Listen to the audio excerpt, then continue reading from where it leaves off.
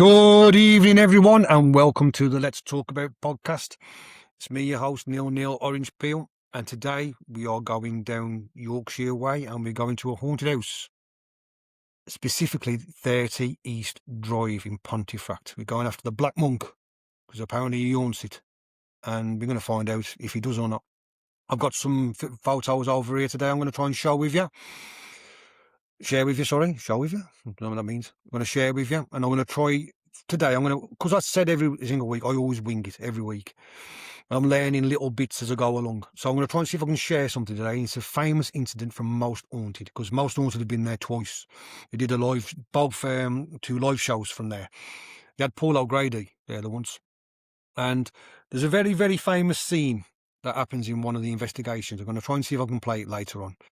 And as they are the most truthful ghost hunters team out there, we can see for ourselves and see what we think of it, can't we? So we'll have a look at that later. But as I said, it's first thing I do. Got to get the housekeeping out of the way, as we always do. I know it's boring, but I have to do it. Get in touch with me at the Let's Talk About pods@gmail.com. Send me an email. You say, mate, your podcast shit. That's fine. Mate, your podcast's good. It's even better. Mate, I fancy a chat. Do you fancy a chat about something? I'm feeling a little bit down. Great, even better. So you can always contact me on there, let's talk about pods@gmail.com, or you can contact me on Instagram at let's_talkaboutpods. I've put some photos of some ghostly images captured from 30 East Drive, because when you can rent this place out, you can actually go there on your own. You can go there with your missus for a date. You could go there, imagine that free first date. I'll take you somewhere. Yeah, I'm going to take you somewhere special, and you take it all you want to. It's notoriously known as the most haunted house in UK, with Europe's most violent poltergeist. That's how you do a first date. We could go there as a group. Like I said, if you go on YouTube, there is lots and lots and lots of videos about this place, and everybody's been there. You've got the Ouija brothers, very, very, very big content creators on YouTube, very, very big. They do a lot of abandoned buildings and a lot of ghost like exploring kind of thing and ghost adventures. They've gone into that sort of realm, and they do a good job. Very, very honest. Two brothers from my neck of the woods. I think them from Warsaw. And I seen a video of them last night, and the one lad goes there. The one brother goes there on his own. He stays there for 2 nights. And I've seen one before, and someone who took the kids. They said they think the kids being there might kick up the energy. I wouldn't want to take my kids there personally, but each their own. So yeah, there's like Moxley's Paranormal. He's been down there a lot of times as well. He's been there a few. He's another big, massive content creator. Trina Wardman and Nick Groff from America have been there. They did a show for Paranormal Lockdown. They did a show there where they lock themselves into the house for 3 days and see what they can capture. They sleep in different rooms, and they do a lot of experiments and investigate the house. And they found a fair few things as well. Nothing major, but it was interesting. Katrina got whacked on the elbow by a battery, and she's talking to Nick on the stairs, and Rob, the cameraman, is filming them. There's only them 3 in the house. And the battery just whacks her on the elbow, and he's like, "Oh, that really hurt." And the elbow actually comes up like in a little bit of like you can see like a little tiny little bit of swelling sort of thing. So it's some impact on her. But we'll get back onto that anyway. So let's the housekeeping done. Just get in touch with me. At the end of this podcast, you'll see, if you're listening on Spotify, it says leave feedback, leave a comment. Leave a comment. Drop me a comment. Just say, "Well done, Neil. Neil, you're shit. Neil, your cap's terrible." I don't know. Just say whatever you want. Feedback is good feedback. To me, it's all positive, because it means that you've listened to the show and it's interactive, and that's what I want it to be. I've said before about this podcast, I want it to be an interactive podcast. I want people to come in. I will gladly host this podcast with someone. I will gladly collaborate with someone. I will gladly let anyone come down and just do a topic with me. I don't mind interview. I don't mind anything. It's community based. I want it to be open to everybody and everything. Hence the name. Let's talk about. So we can just talk about it. Just talk. Because that's what we need to do these days. So the Black Monk, 30 East Drive and the Black Monk of Pontefract. It's like I said, it's not an haunted house in the woods. It's not a scary mansion. It's not a big haunted castle. It's just literally a semi-detached house in Pontefract.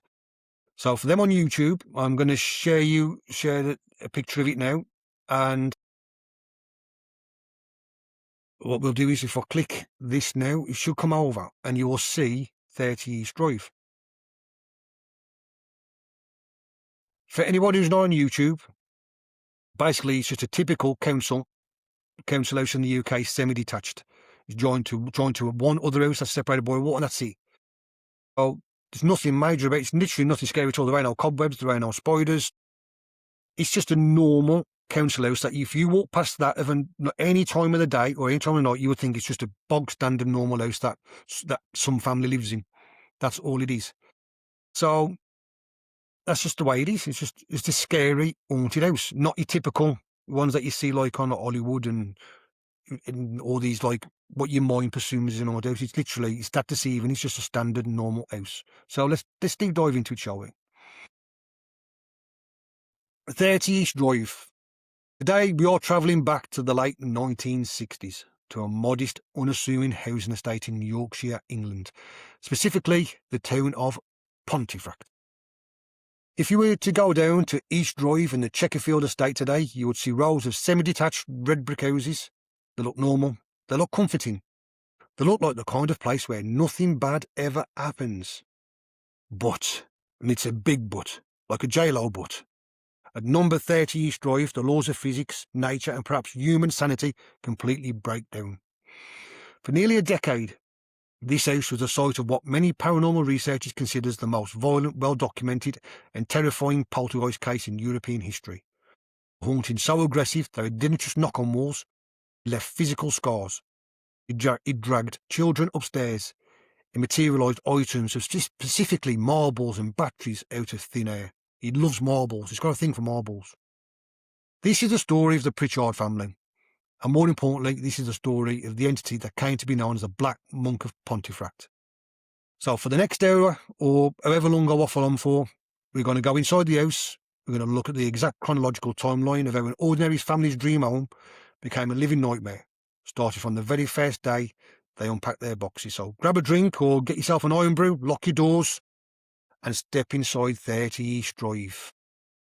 So, the Pritchard family. What do we know about the Pritchard family? So, this is the mummy Pritchard. This is Jean. Let's get it up.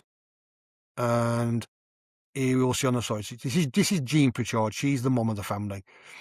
There she is. So, as you can see, she's reading a book there, Colin Wilson's Poltergeist, because after when all the shit kicked off, everyone started coming around to her. But there's Jean, not the woman, not this woman here. I don't know who the woman is on the right hand side, but this woman on that little bit, the woman with the grey hair and a nice little perm, looks like someone who used to be like in Coronation Street. It's a typical reminds me of like someone's nan. Oh, that's Jean Pritchard, and this is Joe Pritchard. This is the dad. So that's the mom. That's the mom, and this is the dad. This is Joe Pritchard. As you can see, he had a pretty bad event, which I'm going to get into later on. So there's Joe, just a normal, typical man. He's got his glasses on, got a little bit of a tash, a little bit of a receding hairline. Typical family. So you're looking at a typical mom and a typical dad. And they've got two kids called Philip and Diane, two teenagers. So what they did, before moving into 30 East Drive, Joe and Jean Pritchard were living in a small house on the same council estate. Because the children, Philip and Diane, were getting older, the family were desperately outgrowing their space and needed more bedrooms. In the 1960s UK council housing system, it was incredibly common for families to do a mutually agreed upon house swap. If one family needed to downsize and another needed to upsize, then you go in touch with each other and you literally, as it says, the title says, you literally swapped houses. It's as simple as that. The Pritchards found another local family who occupied 30 East Drive, a larger 3-bedroom semi-detached home. They were perfectly happy to move out and take over the Pritchards' smaller house. The swap was approved, both families traded keys, and the Pritchards officially moved in during August of 1966. Years later, when asked about the house, the previous tenants never mentioned anything about ghosts or things moving and said it was literally just a normal bog-standard house. So, it's August bank holiday weekend. Joe and Jean asked Jean's mother, Grandma Sarah Scholes, to babysit the kids while they go away for a dirty weekend. Dirty people. And she agrees to stay in their new home, as they'd only been in there a few days, and there's still boxes that hadn't been unpacked. Philip and Grandma Sarah are sitting in the living room. Suddenly, Philip looks down at the floor. He notices something strange. Fine white powder is settling onto the carpet and the furniture. Now, if you're in a new house, you think, okay, maybe it's plaster, maybe it's dust, maybe it's the house is settling. Maybe it's just because we've moved in, we've uprooted a little bit of things, the sort of thing. It might have been like, a little bit, the dust has settled and we've just raised it. So it might just be that. But Philip looks up. The ceiling is completely clean. So it's not coming from the ceiling. It's not new plaster or anything. The dust isn't falling from above. It seems to be manifesting out of midair, inches from the ground, and settling down.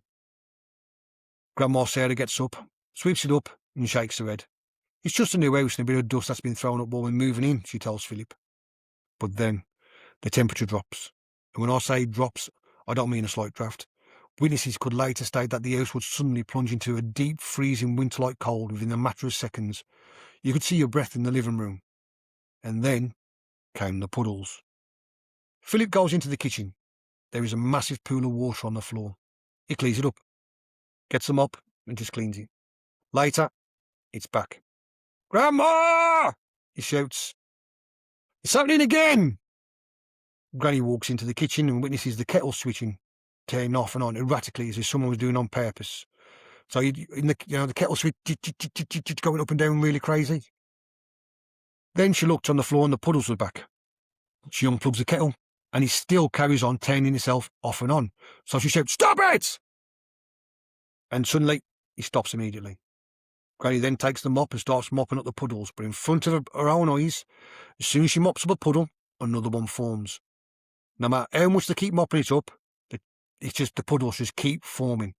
They check the pipes, they check the roof, there's no leaks. The water just keeps appearing.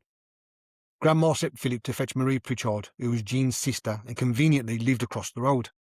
When she arrived and saw what was happening with the puddles, Marie pulled back the kitchen lino floor covering, fully expecting to find a burst pipe leaking from underneath. To her shock, the concrete subfloor underneath the lino was completely bone dry. Still convinced it had to be a mechanical failure or a pipe failure or something wrong, they called out a local plumber. The plumber arrived a short time later, thoroughly checking the pipes, the taps, the drains, and found absolutely fuck all wrong. There were no leaks, no cracks, no logical reason for water to be there. Confused and unable to fix a problem that didn't technically exist, the plumber packed up his tools and left. About an hour later, he walked out the door, puddles vanished on their own. When Joe and Jean got back from the weekend, the new home they left changed. Something wasn't right, and everyone could feel it. The house had turned hostile. No sooner had the parents unpacked than the shit started kicking off big time. Things was going way worse than just weird dust turning up in puddles. As a textbook sceptical Yorkshireman, Joe initially laughed off his mother-in-law's warnings of a ghost, chalking it all up to bad plumbing. The house, however, had other plans.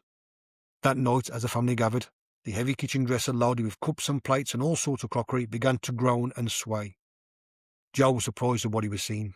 Then before his very own eyes, the massive piece of furniture tilted, rocked back and forth and levitated off the ground before crashing back down.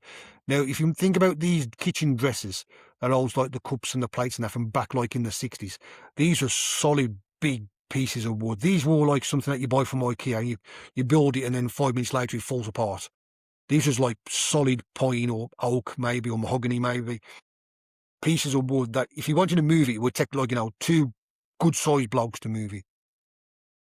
The next few months, the Pritchards tried to rationalise what was going on. Human beings are incredibly resilient, or perhaps stubborn, when it comes to acknowledging the impossible. They didn't want to lose their own, so they gave the entity a nickname. They called him Fred.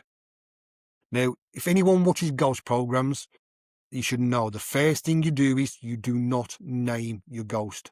You do not give it a name. That's one of the big no-nos. They thought if they treated it like a mischievous house guest, maybe it would remain harmless. They were wrong. Fred was not harmless. As 1966 bled into 1967, the activity at 30 East Drive became relentless. It was no longer happening once a week. It was happening multiple times a day. Let's talk about the sheer variety of incidents that occurred during this period. First, there was the levitation of objects. This wasn't just items falling off shelves. Witnesses, including neighbours, sceptical friends and later paranormal investigators, watched as heavy glass ashtrays would lift off a table, fly across the room at high speeds and then gently float back down to the ground without breaking. Think about that for a second. The physics of it all doesn't make any sense. If you throw a glass ashtray against a wall, it shatters. But Fred would throw them with immense force, and right before impact they would slow down and land softly. It was the deliberate display of control. Then came the destruction of family photos. Jean Pritchard had framed photos of the children on the sideboard. The entity would systematically target these photos, flipping them face down, smashing the glass, or ripping the faces off the family members out of the prints. Apparently when people go there nowadays to put photos up, and when they come down and they're doing the investigation, suddenly there'll be a rip on one of the photos. So it is like, even today, that sort of thing still does happen. And then the sound started. The family would be lying in bed at night and the walls would begin to vibrate. It sounded like heavy boots walking up the stairs. But when Joe opened the bedroom, the stairs were empty. Sometimes the entity would mimic animals. They would hear a terrifying guttural growling coming from the dark corners of the bedroom. Other times it sounded like a frantic scratching, as if a large animal was trapped inside the cavity walls, trying to claw its way out into the room. One incident involved around Mrs. Maud Pierce, who was a relative of the family. She was often called Aunt, and she was a devout, steadfast member of the Salvation Army. Maud was a hardcore skeptic when it came to hauntings. She didn't believe in ghosts, poltergeists, or Fred. She openly accused the Pritchard children, 15-year-old Philip and 12-year-old Diane, of pulling elaborate pranks, playing tricks, and making up stories just to get attention. Now, if anyone don't know what poltergeist means, it's a German word. It states noisy ghost. That's what it stands for. So, noisy ghost, poltergeists. One afternoon, she came over to the house, likely to voice her disapproval of the growing hysteria surrounding the property. Maud was sitting in the kitchen or living area, continuing to lecture the family about how these ghost stories were nonsense. On the kitchen counter sat a full, heavy jug of milk. Right in the middle of the conversation, as everyone watched, the jug of milk was lifted off the counter by an invisible force. It didn't fly across the room or shatter against the wall. Instead, the jug floated calmly and deliberately through the air until it positioned directly above Aunt Maud's head. Then, with steady precision, the invisible force tilted the jug and slowly poured the entire contents directly over her head. There you go, have that. Have it! Maud sat there drenched, completely covered in cold milk. Philip and Diane, who had been constantly accused by Maud of faking the haunting, completely lost it. They burst into uncontrollable fits of laughter at the sheer absurdity of the sight. Naturally, Maud's immediate reaction was fury, fluttering and wiping milk from her face. She again screamed at the children, accusing them of doing it via some sort of hidden wires or trickery. But Fred, he wasn't done with it yet. The entity immediately decided to double down and show his existence. I bought a pair of her own heavy fur dress gloves, and she left them in the hallway in a coat. Suddenly, a nearby door creaked open slightly. To Maud's horror, her own fur gloves materialised, floating in the gap of the doorway. The gloves weren't just hovering, they were fully inflated as if invisible hands were wearing them. One glove floated at the top of the door frame, and the other at the bottom, giving the terrifying impression of a giant invisible being lurking behind the door. Seeing her own gloves floating, Maud realised that the children couldn't possibly be doing this. She threw her boot at the door and shouted, "Get away! You're evil!" The gloves vanished, only to instantly reappear, floating right in front of her face in the middle of the room. One of the disembodied fur gloves slowly formed a menacing fist and shook it at her. So, "Fuck you, you fucking bitch." And while the other began to rhythmically wave, mimicking a conductor leading an orchestra. Lying on her face, Aunt Maud stood her ground, looked directly at the floating fists, and began loudly shouting, "Onward, Christian soldiers," at the top of her lungs to try and banish the spirit. In a final act of mocking defiance, the floating fur gloves began to harmonise and beat the time singing, perfectly conducting the hymn in mid-air. So if you think about it, as you have like the conductor does that with the conductor stick and he throws his hands like, yes, so it's like, "Onward, Christian soldiers." He was doing that. After a few verses, the gloves dropped to the floor lifeless. This showed that Fred had highly intelligent, reactive and deeply sarcastic personality. He didn't just throw things in the dark, he listened to conversations, identified who didn't believe in it, and engineered specific humiliating scenarios like a milk bath to break down the sceptics. By the winter of 1966, rumours of the Pontefract poltergeist had begun to leak out of the Chesterfield estate. Neighbours were gossiping and local officials were becoming curious. This led to a formal, albeit informal, visit from the Mayoress of Pontefract, who came to the house to see the situation for herself and offer some neighbourly support to Jean Pritchard. At the time, the Pritchards owned a beautiful, heavy, antique grandmother clock, a slightly much smaller version of a grandfather clock. Have I got a picture of that? I think I might have a picture of that. Let me have a look. Have I got a picture of that at the top of the stairs? I think I have. Yeah. So this is the grandmother clock. Now, I didn't know there was a grandmother clock and a grandfather clock, but I suppose it makes sense if you've got a grandmother clock, you're going to have a grandfather clock. So it's that big thing there, and right at the top of the stairs. It's a big, if you imagine, it's a big, it's a big, massive clock. Really. I've got really no real it looks about 5 foot, and it looks like an heavy piece of, it's an heavy clock by the look of it. And once it's in a place, it's not going to move no matter what. It was a prized family possession made of solid, heavy wood, and it sat safely tucked into a corner on the landing on the staircase. The Mayoress walked through the home, noticing the strange, heavy atmosphere and the freezing cold. As she stood near the stairs, looking up at the beautiful antique, she turned to Jean and casually remarked, "Well, at least the ghost hasn't touched your lovely clock yet." It was a completely innocent comment, meant to find a silver lining in the family's nightmare. The Mayoress stayed for a little while longer, finished the visit, and left the property. The front door had barely clicked shut behind the Mayoress. Literally seconds after she stepped off the property, a massive, deafening crash echoed from the hallway, shaking the floorboards of the house. Jean and the children rushed out to the hall and froze in absolute horror. The heavy grandmother clock had been violently ripped from a secure spot on the upstairs landing. It hadn't just tipped over. An invisible force had launched the massive wooden timepiece completely through the air and held it down the stairs. It cascaded down the stairs, tumbling end over end before crashing violently on the floor at the bottom of the steps. Solid wood casing split open, the glass face shattered into hundreds of pieces across the lino, and the internal brass mechanics were twisted and ruined. It was completely obliterated. So it wasn't tipped over and pushed down the stairs. It was actually flung and went bump, toppled down the stairs, top to bottom. The clock had stood untouched for months. The exact second a human voice pointed out that the clock was safe, the entity destroyed it. This terrified the Pritchards because it meant Fred was invisible, but he was always in the room, constantly listening to every word they whispered. You can blame puddles of water on plumbing, and you can blame white dust on settling plaster or people who like cocaine. But a human being cannot accidentally knock over a heavy, recessed grandmother clock and make it fly down a flight of stairs. From that day forward, the family stopped talking about what the ghost hadn't touched, realising that to give the entity ideas was to invite instant destruction. But Fred's favourite target, the person he bore the most absolute brunt of his haunting, was the youngest daughter, Diane. We have seen this with many poltergeist cases in the past. Poltergeists targeting teenagers, especially pubescent teenagers, the most famous one being the Enfield haunting, and Janet and the Hodgson family in 1977, which fans of the Conjuring series would know that The Conjuring 2 was based on the Enfield poltergeist. And also, if people can remember from late 80s, early 90s, the OG of ghost hunting shows, Ghost Watch, was based on the Enfield haunting.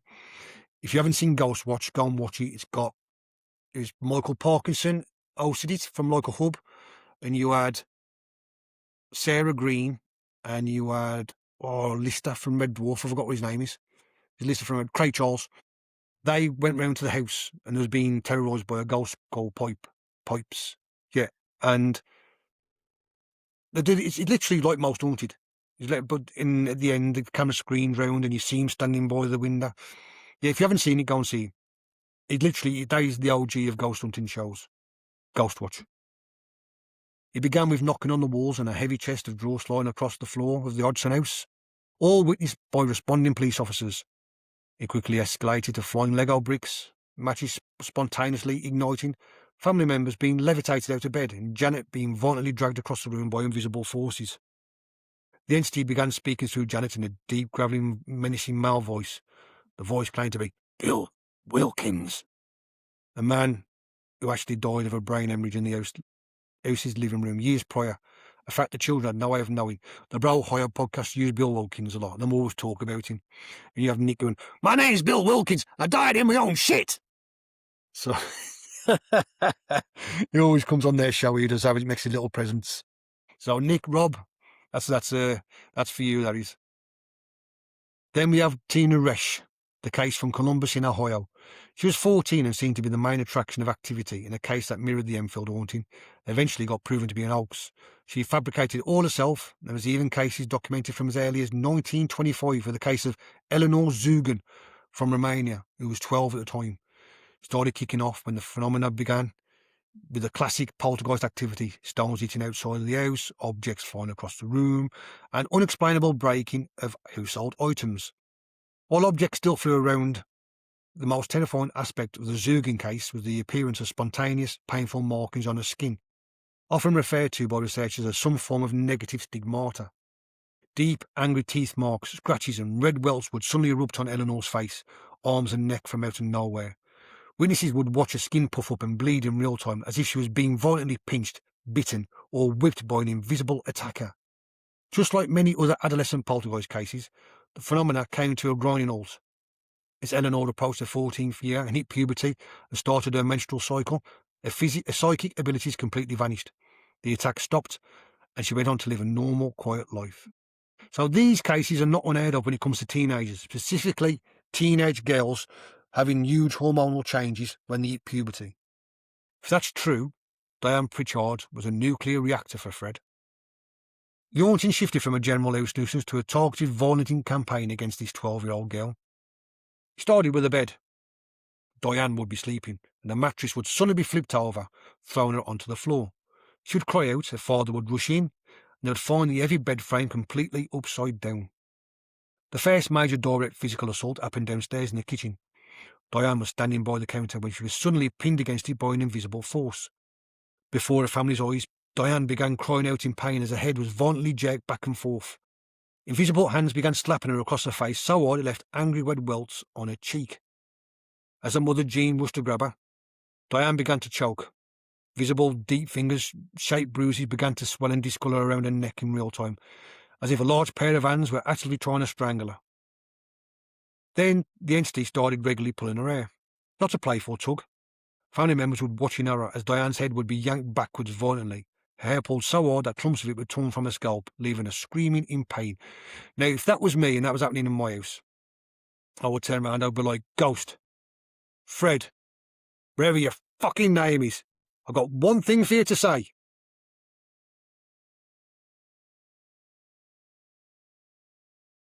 Just fuck off! So I'd say to him, I'd say, just fuck off!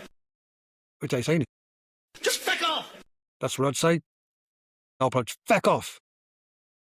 Just fuck off! And I would turn around and go, "You know what, Fred? You touch her again, and this is what's going to happen, you stupid fucking..." Gobshite! Gobshite! The entity started regularly pulling her hair. I've read the bit, but the most famous and most horrific incident occurred on the staircase. One evening, the family heard Diane shriek from the hallway. Joe ran out just in time to witness something straight out of a horror movie. Diane was walking up the near stairs when the entity grabbed her by her hair and throat. She was violently thrown on her back and dragged up the stairs backwards against gravity. Her brother Philip and her father Joe heard her screams and rushed to the hallway. Joe Pritchard had to physically grab his daughter's hands and engage in a terrifying tug-of-war against the invisible force to pull her down the stairs and break the entity's grip. This attack left her severely traumatised, with chunks of her hair torn from her scalp and heavily bruising on her throat. It was during this period of extreme violence that the entity finally showed its face. His face. Up until now, he was invisible. But one afternoon, Jean Pritchard and her family and her friends were in the house when a dark, towering shape materialised in the hallway. They described it as a figure standing over 6 feet tall, dressed in a heavy, flowing black monk's cowl, a traditional habit. The hood was up, but where her face should have been, there was nothing but a void of absolute darkness. No eyes, no skin, just an empty, terrifying shadow underneath the hood.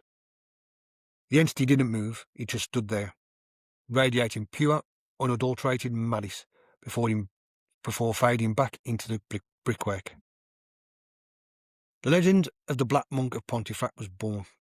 Local historians began digging into the town's history. They discovered that centuries earlier, during the reign of Henry VIII, a Cluniac monk, or Cluniac monk, whichever it is, had been hanged for the rape and murder of a young girl. The gallows where he was executed stood just a few hundred yards from where 30 East Drive was eventually built.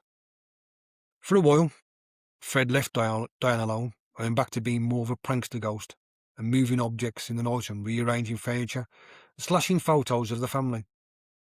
As soon as a new photo was put in a frame, the next morning it would be slashed, damaged, with the faces cut out, or scratches or slashes all over the photo that made it unable to be put out. But that all changed when one day it targeted Joe. Now, Joe, if you remember, is a typical, Yorkshireman, hard-working bloke. Don't give a shit about anything, about anybody, typical old-school bloke. They mess around. They take no shit. The old council houses used to have an outside toilet. My nan's house has got an outside toilet. And the next to it used to be a little room. Attached to it was called it was about 6 foot by 6 foot and was used mainly to store coal. Back in the day, hence the name, the coal house. It was secured by a heavy solid wooden door with a substantial external latch mechanism. You could easily lock someone inside from the outside, but it was physically impossible for the door to lock itself, and it certainly couldn't be locked from the inside because there was no handle or latch mechanism on the interior. Joe went outside in the backyard to fetch a bucket of coal for the evening fire. He stepped inside the cramped pitch-black outhouse and began shoveling. Suddenly, the heavy wooden door slammed shut behind him in incredible force. Joe didn't panic at first. He figured the wind had caught it, or perhaps one of the kids were playing a prank on him. He dropped his shovel, reached out in the dark and pushed against the door. It didn't budge. It felt as though it hadn't been cemented into the frame.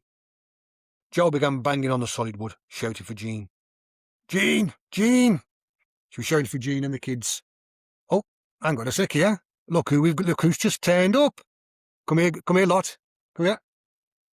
This is my beautiful daughter, Lottie. And look, she's had a dance show. And have you won 2 trophies? Oh, what? Say hello to everybody on the podcast. What's that podcast called?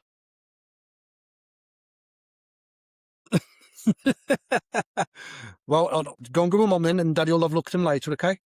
Well done, I'll have a look at them later.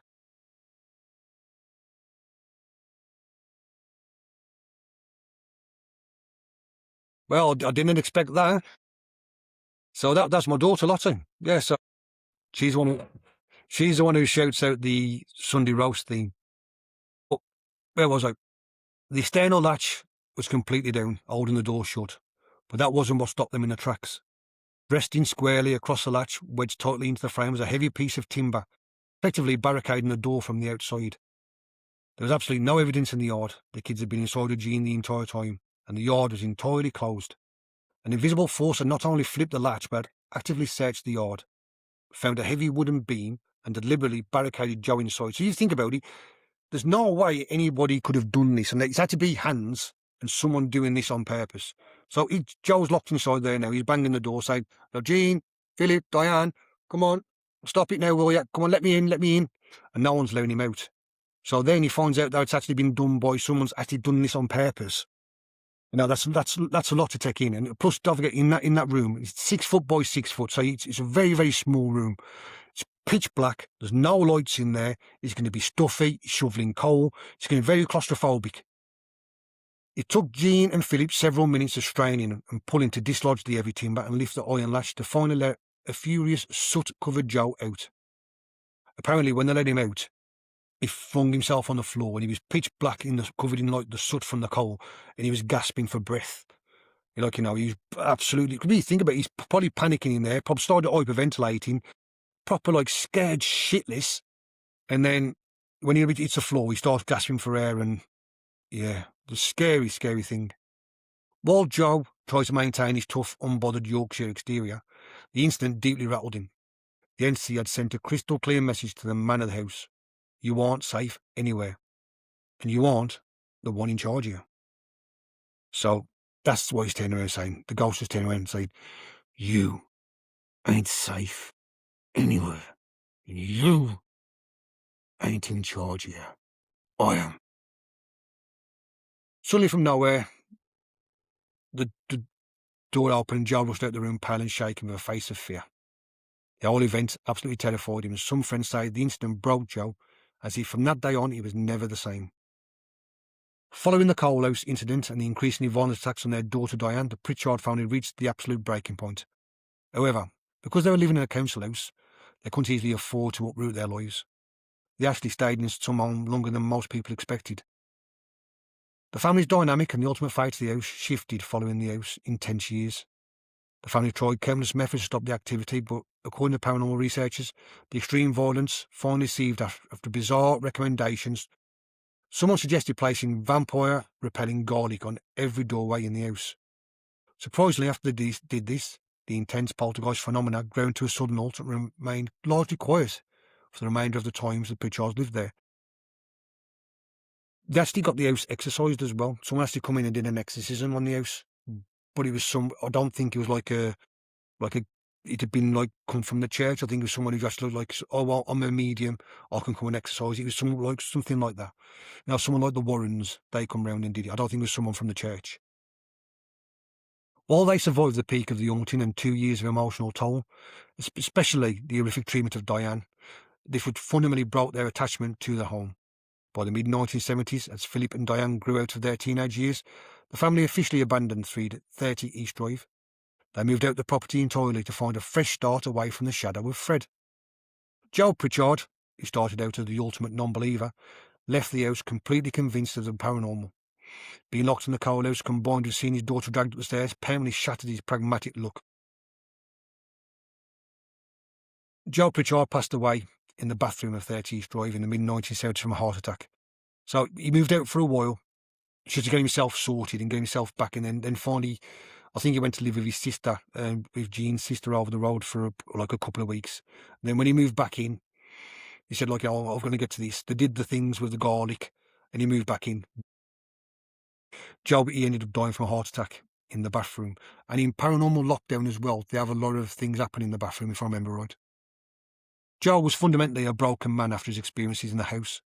The prolonged psychological stress, coupled with the terror of witnessing his daughter being physically assaulted, took a massive toll on his health. Philip and Diane went on to live normal, private, adult lives, but they largely avoided talking publicly about the trauma they endured as teenagers in their house. Over a decade after they left, Jean Pritchard was photographed reading Colin Wilson's famous 1981 book Poltergeist, which officially launched their local estate story into a national media British sensation, which is the photo I showed you earlier of Jean. After Pritchards moved out of 30 East Drive, the local housing authority initially tried to re-rent it.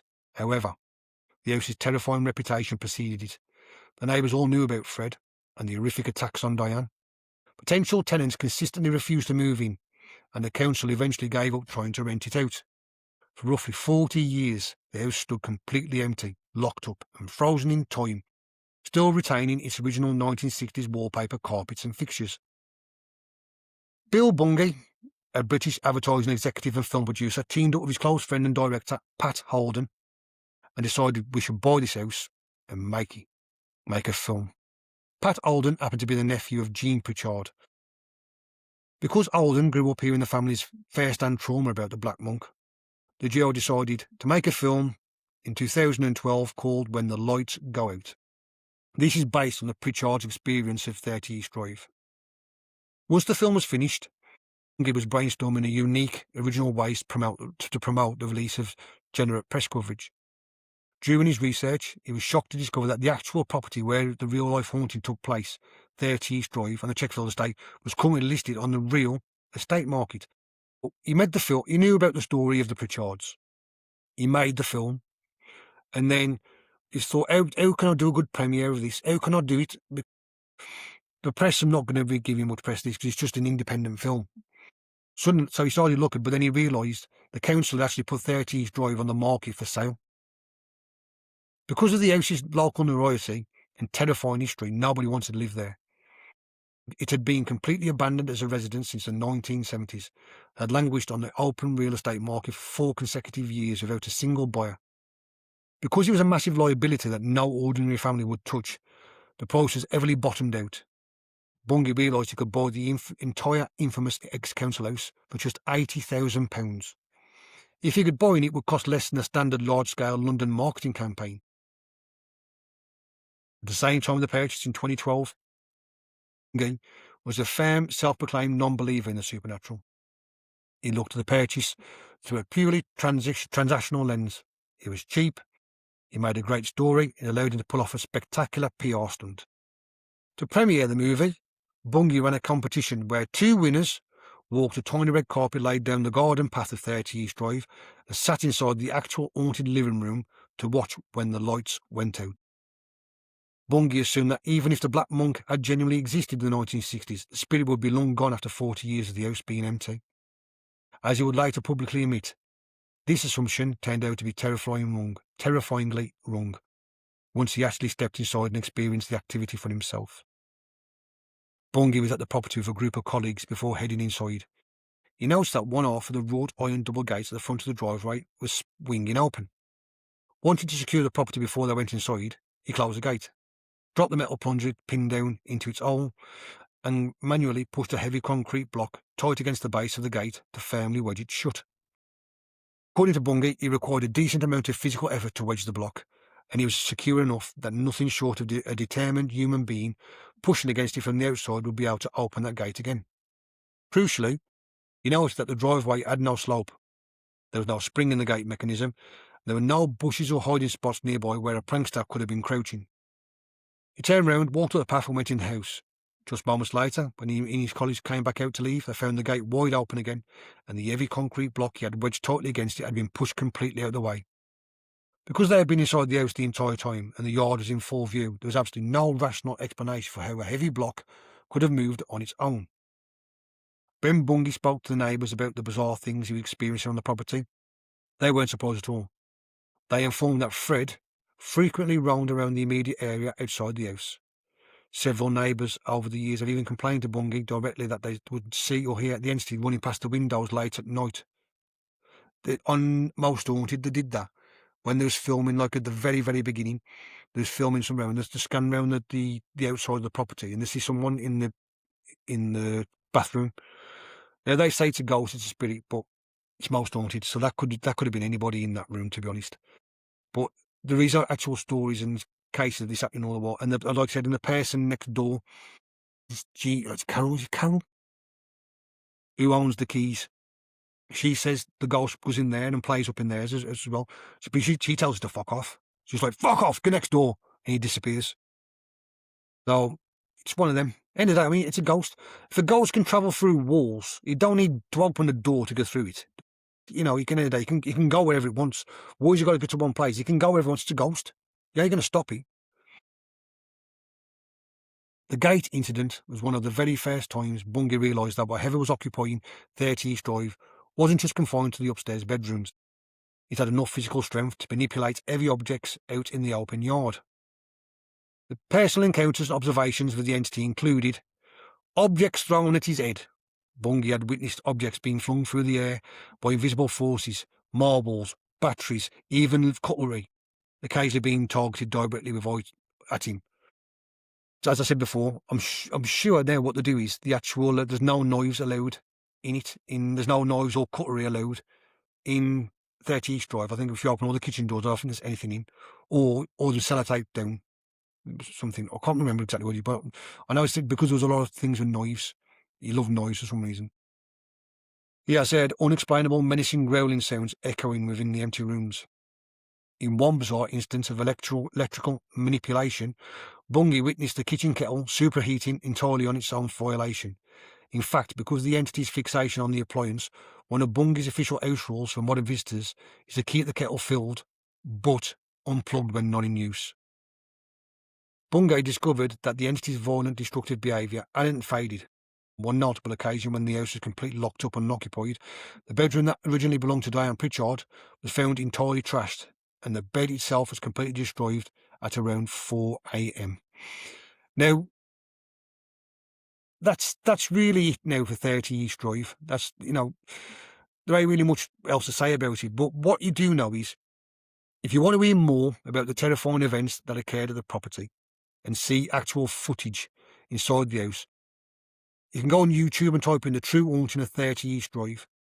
I'll try and, if I can, I'll leave a link on this on the thing. Or, as I said, you can book a night stay.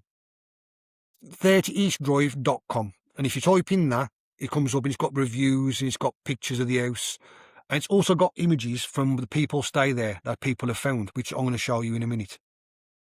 Now, as I said, the prices are varying. I've seen prices of £70 and £80, but I have also saw them at £350 and £450. So I'm not sure about the price. You'll have to have a look at that yourself.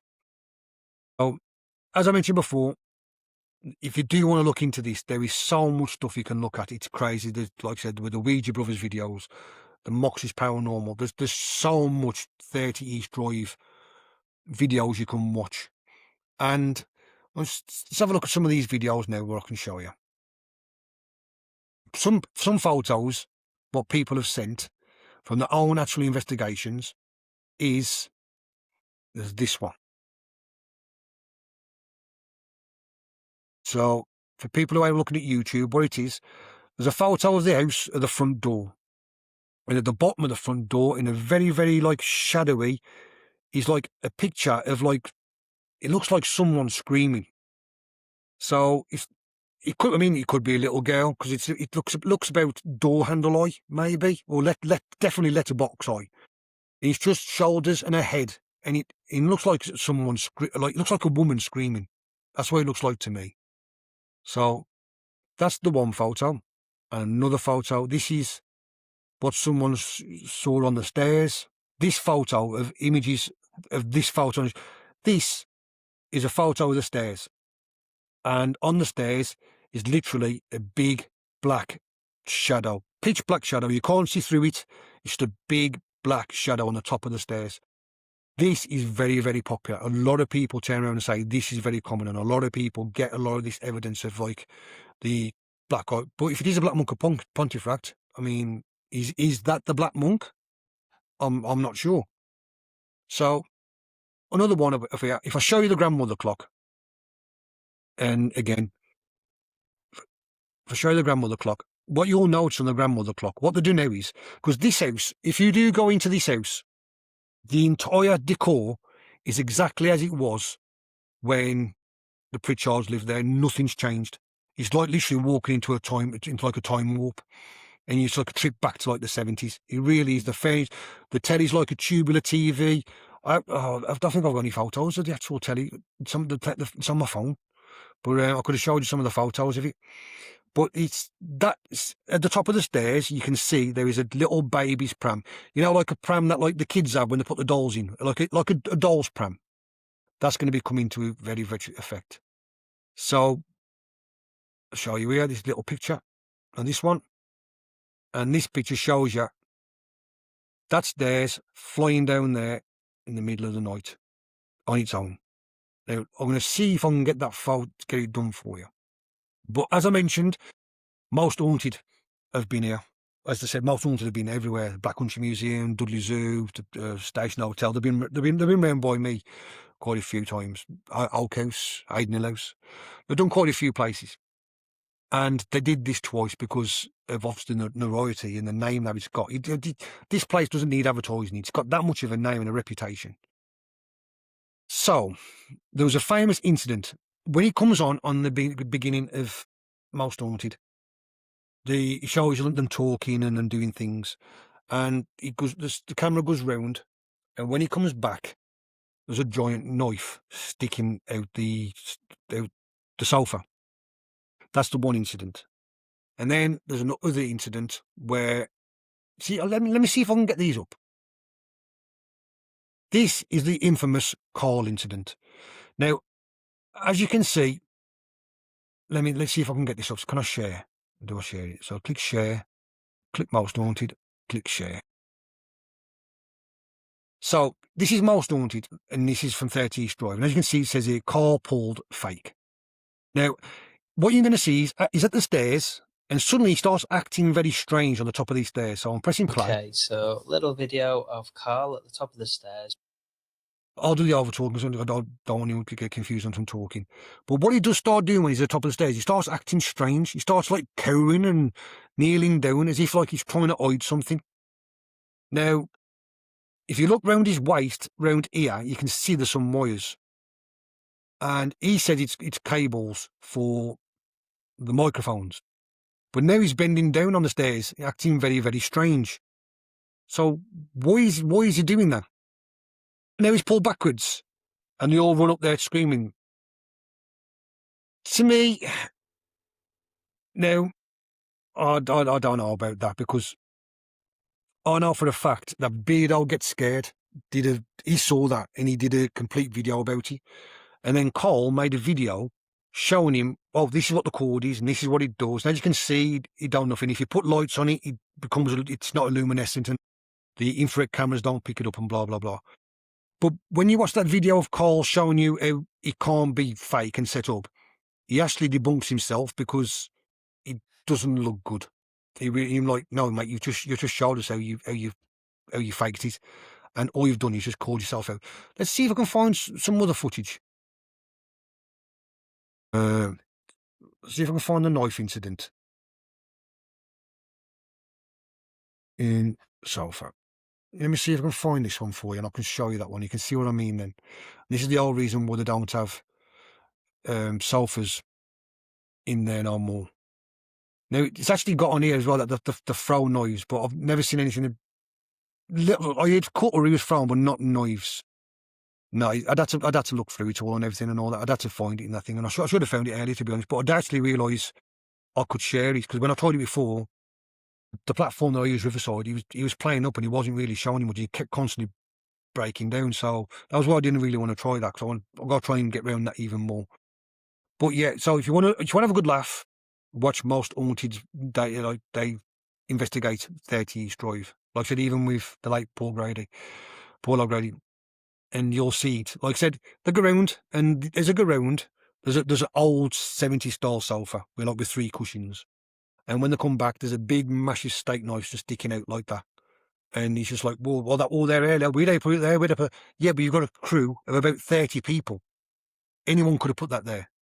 So, but there was another incident as well when they go upstairs into a bedroom.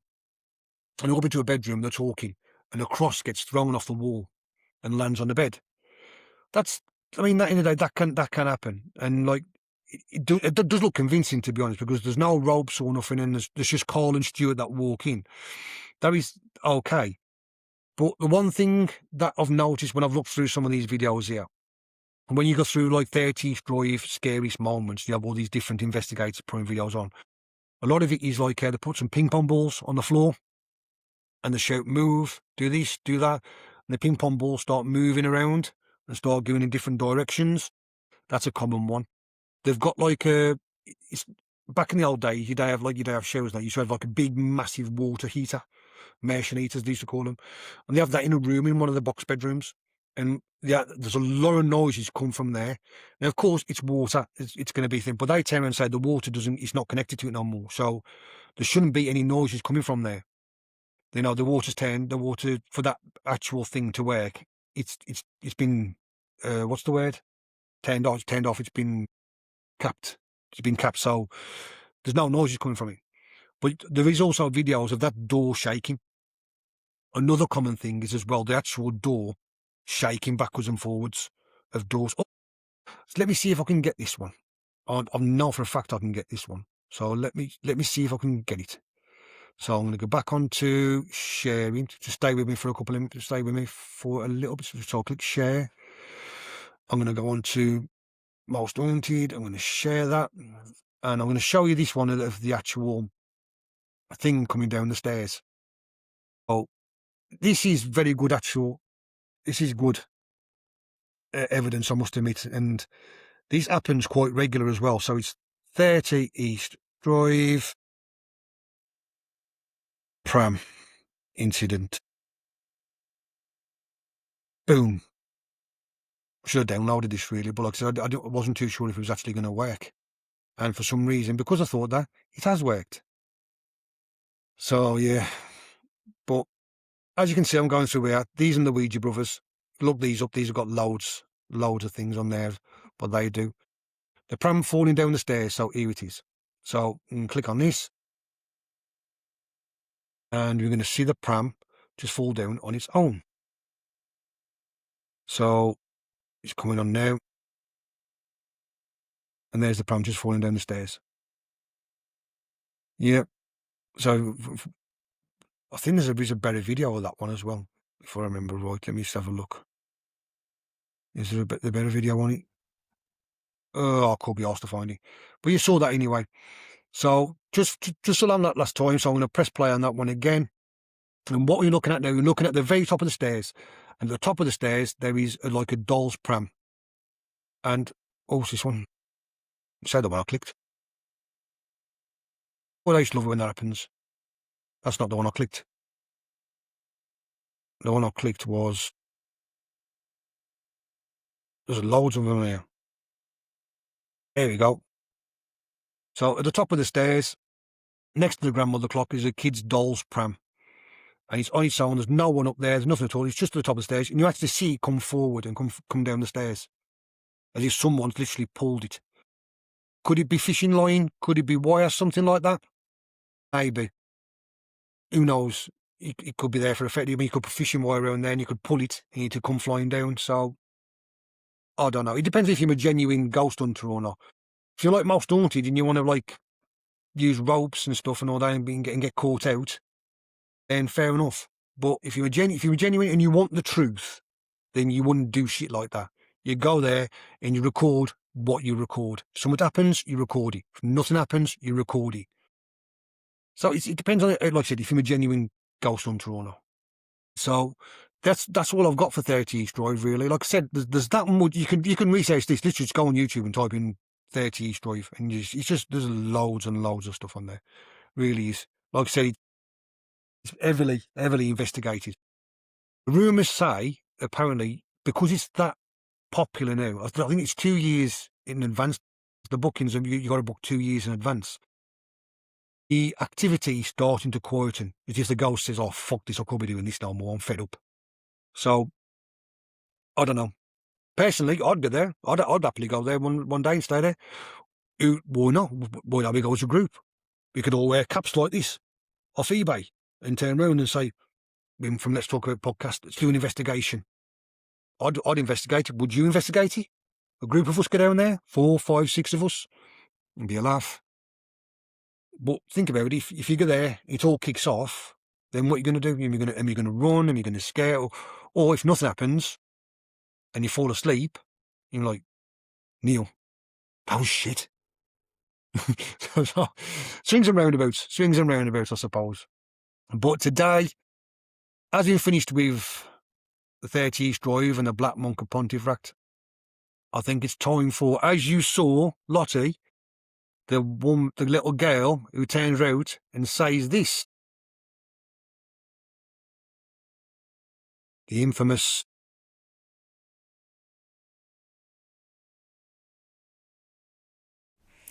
time for me Sunday roast. No, nothing's coming out. Nothing's happening. The time for my Sunday roast. So my Sunday roast today, it was going to be tuna. Because I cannot stand tuna. I fucking hate tuna with a passion. When I used to do the weights and I used to train, there was like, oh, you need tuna, protein. I'm like, fuck tuna. I can't stand tuna. I walk past the oil in Asda with my fingers on my nose. I cannot, smell. It's just, I used to work with a guy. He used to have 4 tins of tuna a day. And he'd open a tin of tuna and put the juice into like a big pop bottle kind of thing. He just have rolls and rolls and rolls of like tuna juice. Oh, God, it's disgusting. He used to have 4 tins of tuna and 25 boiled eggs a day because he thought, I'm a bodybuilder and that's what I got to eat. But he wasn't even big. He never got big. I never understood that. I never had tuna. I had boiled eggs. I still have boiled eggs now because I had boiled eggs. But I was twice, 3 times the size of him. A day work for him. But yeah, tuna. Oh, God, I can't stand it. One day, daughter, Belle, she did a sandwich of tuna. Now, I banned tuna from the house, I did. I said, it's banned. She said, no ways I'm having tuna in this house. And Lucy brought the lucky Mrs. J. She brought her a tin of tuna. And she was like, Belle, I've got your tin of tuna. I'll keep it in the kitchen, but don't let your dad see. So, okay, cheers. So I done herself a tin of tuna. I done a tuna salad, or I don't know what I did. She was tuna something. So I went in the kitchen. I was like, stinks now. Tuna, that's the smell of tuna. So I looked for evidence. Couldn't find none. Of course, they covered the tracks. I threw it in the bin. Put something over it so I'd ice the tin. Clever thinking. And I thought, it must be my head. So I went to do me a sandwich. So I put some bread down on the worktop. Someone told me, before I do anything else, pick the bread up. So I picked the bread up. It was soaked of tuna juice. I nearly threw my guts up. Honestly, God. I was wrenching in the conservatory. It was that bad. Lucy was like, what's the matter? I was like, you've brought out a fucking tin of tuna, are you? I fucking told you it's banned in this house. And I was just laughing. So I'd say, funny, look at this. I've got fucking tuna juice on me. This is how bad I hate the smell. And I cannot do the smell of tuna. I washed my hands with bleach about 5 times. I was getting the disinfectant spray and spraying my hands and then putting bleach on them and then washing my hands. I suppose I got skin. But the amount of times I washed my hands, it was, oh God, that worktop got scrubbed for about 5 minutes. Belle Day come downstairs because she knew what she'd done and she was like, I ain't going downstairs, Dad's on the warpath. Fuck that, I ain't going down there. And it got to the point where I couldn't have a go at her because I knew if I have a go at her, I know I'm going to lose my shit big time. And I was like, it's banned in this house. Do not buy fucking tuna. So I like salmon. And I used to buy a tin of salmon and take it down to my nan's. And I said, Nan, can you do me some salmon sandwiches? Because I could do that and I'll come and fetch them tomorrow after work. So then my nan, the following day, would do me some sandwiches and I'd go down and fetch them from work and I'd have them. So that's how bad it is. I cannot do that smell. But that was going to be my Sunday roast. But I've got a different one. Come to us yesterday. Because for some reason, as you can see down on that side down there, we've got loads of balloons. So Lucy's sister decided to give Lottie a load of balloons. And so Lottie was blowing them up. Dad, can you blow this up? So me and Lucy was blowing them up. Why is it so fucking hard to tie a balloon? Honestly, God, hang on. I'm gonna get one. Hang on. Oh, there we go. Get a blue one. Let's get a blue one. Let's get a blue one. Right, so I've got a blue balloon. Right? Catch it. Right.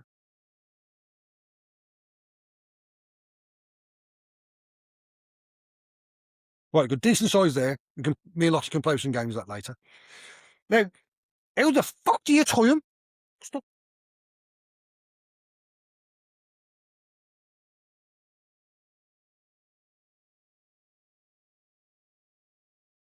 For fuck's sake.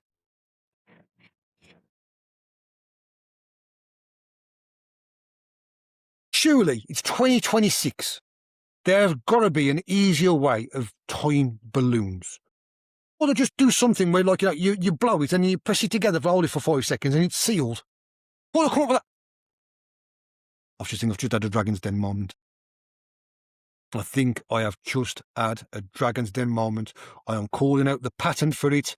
So I'll try and nick my patent, whatever it's called. Balloons. Adhesive things at the top, so you don't have to tie them and it keeps the air in. Oh, this is the future. This is the future.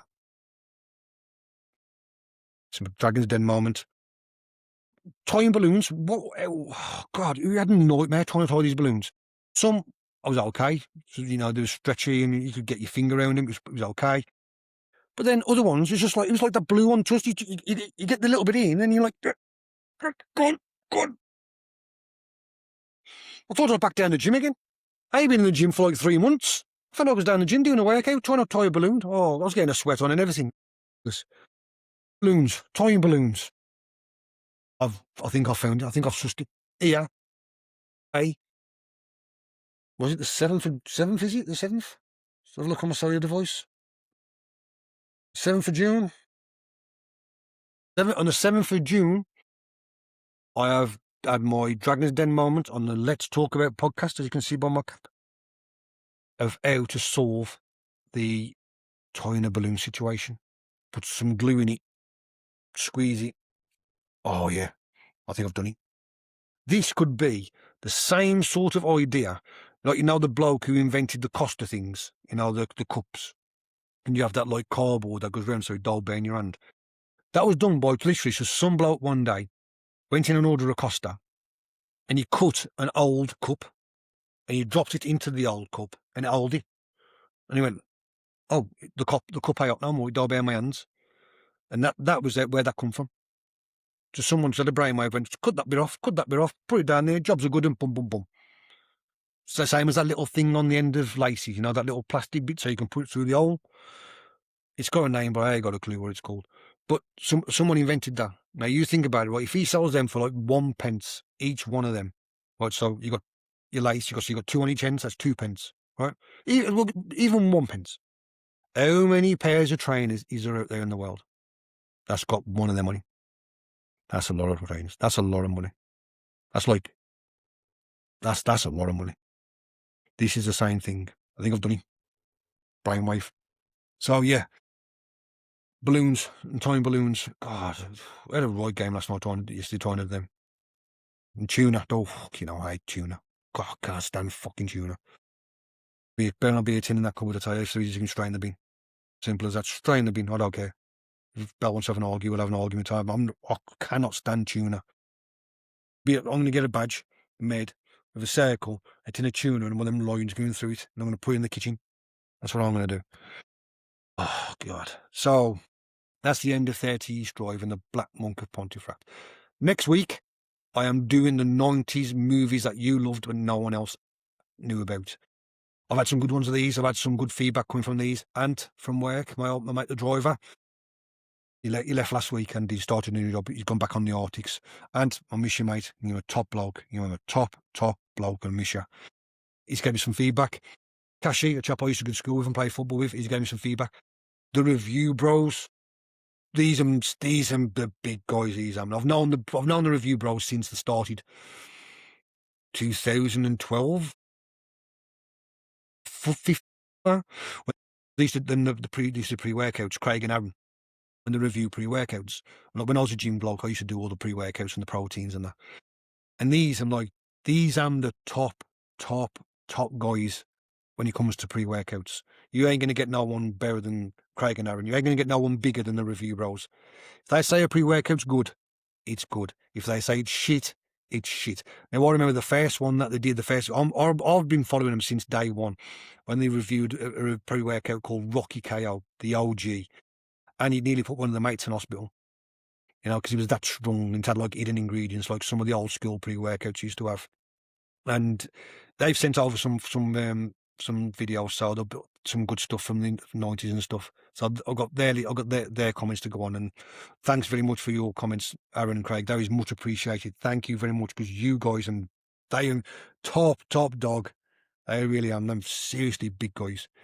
And I've had some other people as well. Why the Dead Gone, friend of the pod. How you doing, mate? Hope you're having a good one. He sent over a few as well. So he sent over another two that I've never heard of. I don't know where he gets these from. I really don't. So fair play. So I've got to look who they are and what they mean. But I'm looking forward to this one, because a lot of these, and now I know this thing happens with YouTube and stuff. What I'm going to do is I'm going to download the film poster for a lot of them. I'm going to click and send them over. Because like I said, I wing this every week, and so far it's working. Apart from my soundboard ain't working properly for some reason. Because the soundboard on it, he plays up. Sometimes it works, sometimes it don't. And it does me when he does that. And it's a proper pain in the arse. Press it, then nothing happened. I don't know what's going on. So anyway, next week it's going to be 30 East. Not going to happen 30 East. That was this week. Next week going to be the 90s TV films that you loved and no one else heard of. And then the week after, I am going back into the alien territory, and I'm going to be doing the alien autopsy. But I might do a triple header on this. I'm not sure yet, because there's a new documentary coming out about the alien autopsy video that was released in 1995. And I'm going to watch that, and then what I might do is I might do a solo one on it, or I might tie it in with the massive Bigfoot hoax of, when was that, 2000 or something. There's a massive Bigfoot hoax, and the John Toiter, who claimed to be a time traveller. So you've got three big hoaxes there: alien autopsy, Bigfoot, and time travel one. And my time is one, so it might be like a bigger episode. That might be like an hour and a half or 2 hour show. Who knows? So I'm going to see what this alien autopsy documentary comes out first, like, because I remember when that happened. My mate, I was working on my first job, stripping car parts and stuff, getting covered in shit every day. My mate Barney come up to me in '95 and he was like, "Crossy, have you heard about the alien autopsy video?" So he goes, "There's an alien autopsy video. I got it from a car boot." I went, what the fuck you on about? He goes, "I'll bring it in tomorrow." So he brings me in a good old VHS tape, and literally VHS tape with a white sticker on saying alien autopsy on it. That was all it was. I was like, "What the fuck's this?" And he was watching. So when I put it on, it's the alien autopsy video. Everyone's probably seen this now. It's black and white. It's got like an alien on the gurney. Then they start cutting it all up, and they cut its brain, and there's got the people walking around in the cow gowns and everything and all that.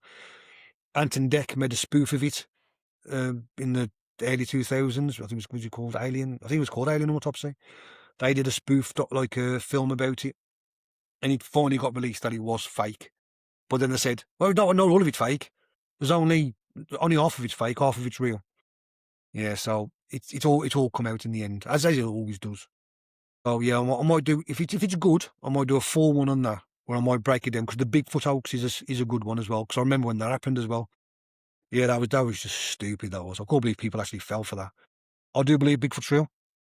I do believe in Bigfoot. I do think he is real. But the thing they fell for was completely loud. I could have done that myself. He was that obvious. I could have done himself. But he was clever how they did it. He was clever how they did it.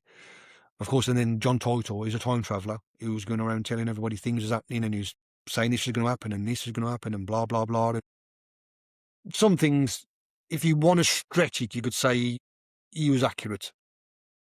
A lot of things he was nowhere near.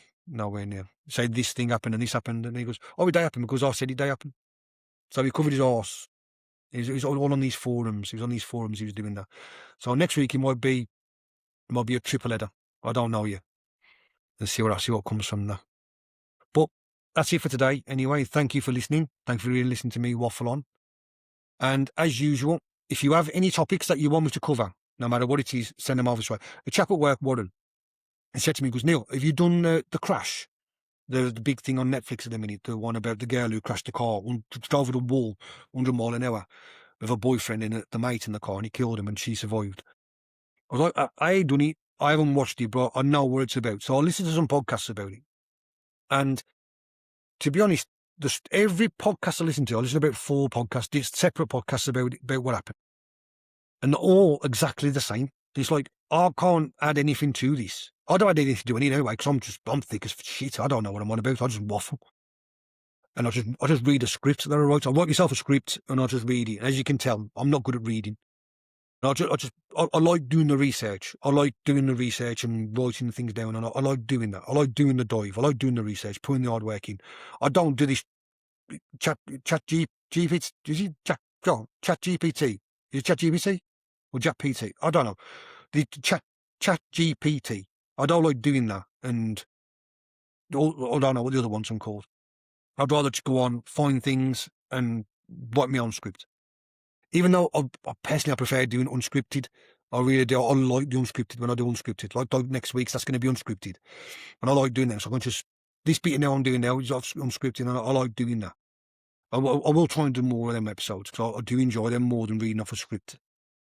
So I find it more natural. That's the reason why I'd like to do it with someone one day, like maybe do like an episode with one, because then you got that bouncing back off someone. When you do it on your own, it's hard work. It really is. I know I used to watch Matt Doom on the Whatcast Extra. I never realised how hard it was. So fair play to you, Matt, because you smashed it. You really did. And it used to be really good. So it's hard to get that balance. But yeah, like I said, so if you do want to come on the show, I've got a link here. I can press the button at the top corner there. And it says link. I could send you that, and then we could do a show together. No problem. We could pick a topic and we can just waffle on and just Just talk twaddle. Just talk waffle. Do whatever you want to do. If you want to do or if you want to do a serious topic, you could do a serious topic. I don't mind. If you want to talk about old school chocolate bars, jobs are good. No, I'm easy for. I'm easy. So yeah, so that's what's going to be for next week. It's going to be 90s films that you loved and no one else hated.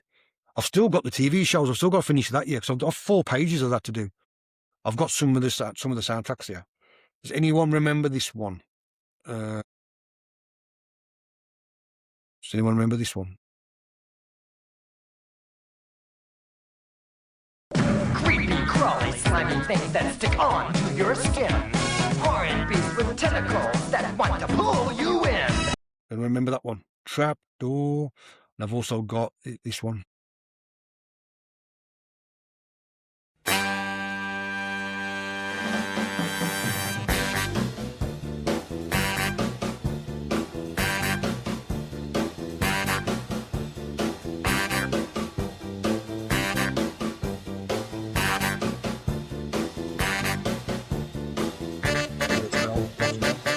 Yes, love bottom-minded.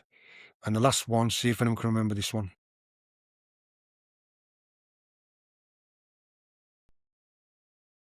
Is he going to play?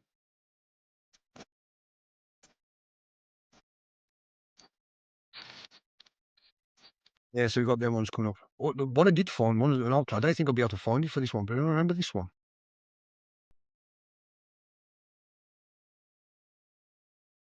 Have you This is the ever soundboards. ever felt like this? How strange things happen. Are you going round a twist? Yeah, that was good. That was an Australian program that was set in like a lighthouse. I remember that one.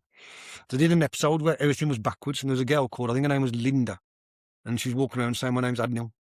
I don't know where I remember that, bro. I remember that song. It's really strange. I had her clothes on back to front and everything and all that. It was a weird episode. Yeah, it was a good program that was. I remember that. But I've got some like if the soundboard works, because sometimes it works and sometimes don't. It's very temperamental for some reason. I would like to actually get a soundboard one day and click it in and download all my own stuff on that. Because the one that they have on here, it's very hit and miss. But that's it for the show anyway. Like I said, next week's going to be the 90s films you loved and no one else knew about. King of the Kickboxers. Whoa, there's one. There's a classic. China O'Brien. There's another one. Just to whet the appetite. But and then afterwards it's going to be Alien Autopsy and maybe the Bigfoot Hoax together. If you do want me to do anything else, let me know and I'll throw that in front of it and I can put that on the back burner. So I will gladly, if anyone wants me to do a topic, I will gladly do it. Like I said, but the Crash, I've looked at the Crash and I don't think I could do it any justice. It's literally be a 15-minute show and no, it's not for me. There's not enough research you can do. It's done and dusted. She died like a boyfriend. She's a complete absolute bitch. She never heard the word no. Complete and absolute narc. And she used to kick and bully her brother. And mom and dad used to help her. Literally, they helped the situation. Simple as that. You know, the daughter's smoking a spliff at the party, pissed out their head, and they put a comment on saying, "Have a good night." It's not good parenting, really, is it? That? But anyway, I've asked AI to do me a song for this episode, and this is what they send. So for today, thank you very much for listening. Like I said, get in touch with me at letstalkaboutpods@gmail.com or let's_talkaboutpods on Instagram. Follow me, send me some messages, send me some DMs, leave a comment under here, hit the 5 stars, like and subscribe. And hopefully you enjoyed this show. I enjoyed doing the show because I do like this topic. And like I said, there's a lot of things you can find on this. If you click on, like I said, just click on 30 Drive and click images and you'll see loads and loads and loads of ghost images. You see loads of them from there. So yeah, so I hope you enjoyed the show. I enjoyed doing this one today. I'm going to enjoy next week's even better because I'm really looking forward to next week's. So, oh, you met my daughter, Lottie, and you saw my daughter. I'm going to go and see her trophies now and see what she did and give her a big, massive cuddle. So I'm really proud of her. So, and well done to everybody else at that dance competition, by the way. Time step, well done. Very good. AI, send me this video and let's see what you think. Adios. There's a house up in Pontefract, makes a promise it takes back. The Black Monk shadow walks East Drive. Tell me, do you feel alive? Yeah, at number 30.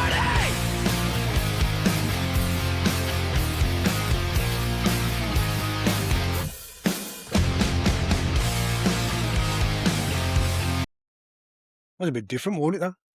When I asked Dad to make me a song for 30 East Drive, there's all kind of these, like, really... They're trying to make it all spooky and all this, like, and it was absolute shit, and that was the best one that I got. Yeah, so it'd be interesting. Yeah, but thanks for listening anyway, and I'll see you next week.